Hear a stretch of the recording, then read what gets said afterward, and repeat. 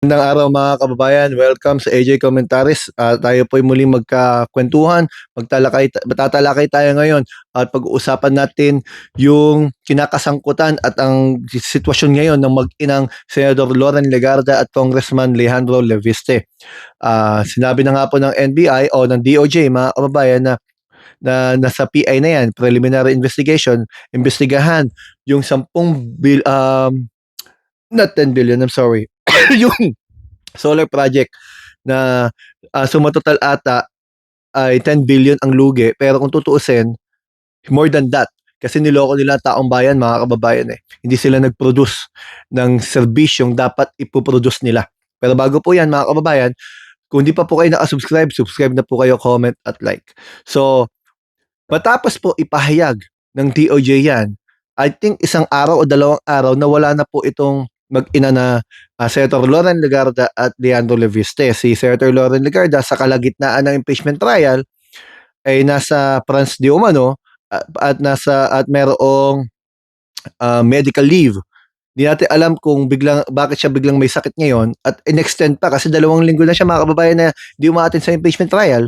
So paano kaya yon? Ang huwes, ang judge ang wala sa hearing. Paano kaya yun mga kababayan?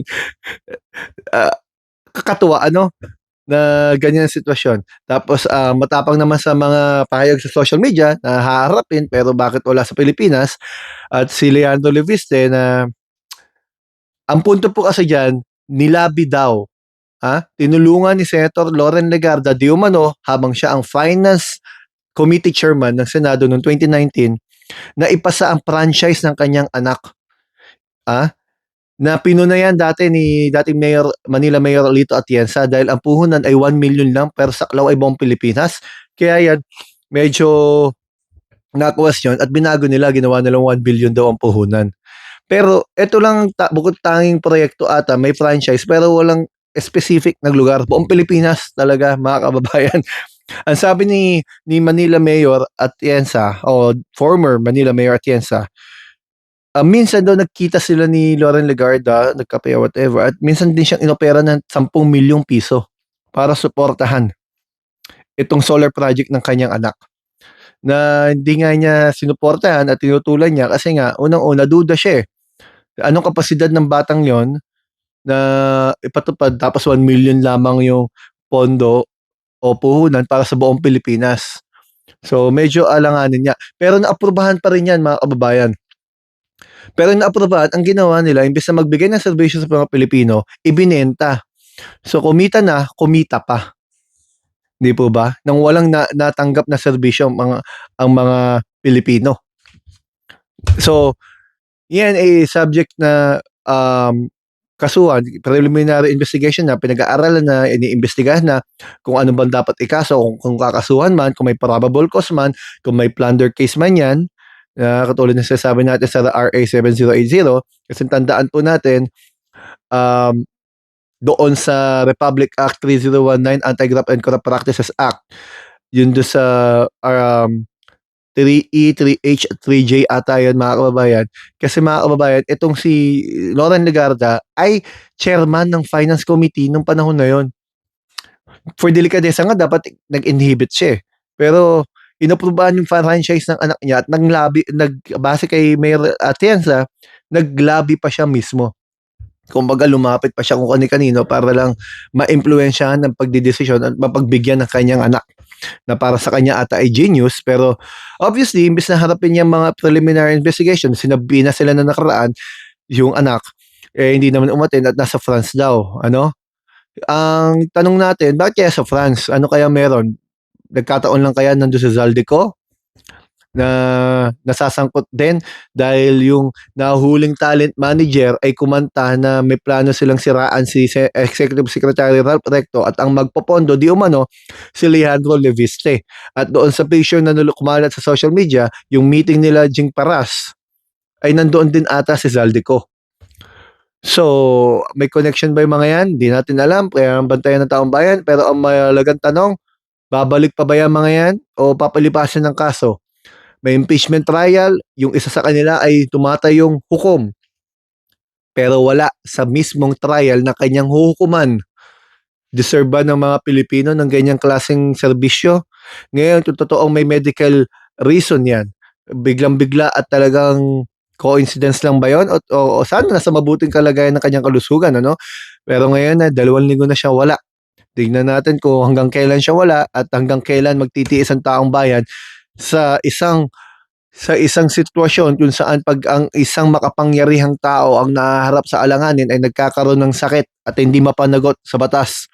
Samantalang iba, kahit ano pang sitwasyon, kahit hindi pa nga na nabibigyan ng totoong due process, eh, kulong agad. Pero yung leeway natin sa mga makapangyarihan ay kung sobra-sobra na, dapat mag-isip na ang taong bayan. Hindi para gumawa ng hakbang na labanan ng gobyerno kundi tutulan ang gobyerno sa pamamagitan ng pagboto. Iboto yung tama, 'yan ang panawagan natin. Darating ang 2028 elections mga kababayan, kitang-kita natin partikular sa Senado, sino ang mga nagtatrabaho, sino ang pala absent, sino ang pala drama, sino ang mga gaslighter, gustong-gustong imbestigahan ang flood control. Pero ayaw magpasa ng member nila sa Blue Ribbon Committee. Hindi po aandar ang isang komite hangga't hindi kumpleto ang membership. Kailangan po may majority senators at may minority senators. Hanggang ngayon, hindi pinapasa yan ng minority senators, sino ang member nila.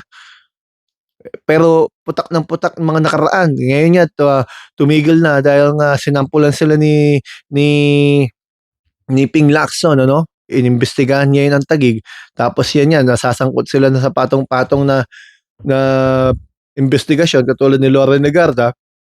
At alam natin, willing na lumantad dyan si dating Mayor Lito Atienza para patotohanan na naglabi talaga, ginamit ang kapangyarihan ni Loren Legarda bilang senador at chairman ng Finance Committee para impluensyahan di umano ang mga sangkot dyan.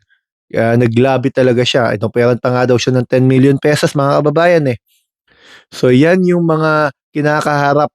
Posibleng makulong yan. Hindi ko alam kung kakasuhan yung usurpation of authority o kung ano man, pero malinaw sa akin yung RA 3019, Anti-Graft and Corrupt Practices Act at posible plunder case mga kababayan. Posible yan, yung RA 7080. Kung gano'n, no bail din yan at siguro magkikita-kita sila na magkakaibigan sila doon at sasabihin na naman nila selective justice. Pero ang totoo, may ginagawa silang kailangan imbestigahan. Eh bakit naman sila Kiko Pangilinan, hindi naman naiimbestigahan, tagal ng senador. Kahit kalaban nila Duterte yan noon, nila Tito Soto. Kasi wala namang kailangan imbestigahan. Dinawit pa si Tito Soto ng Maleta Boys. Tapos ang pinagbigyan nila ng Maleta, yung patay na niyang executive assistant na ngayon nga, 4 sa Maleta Boys, pumaligtad na.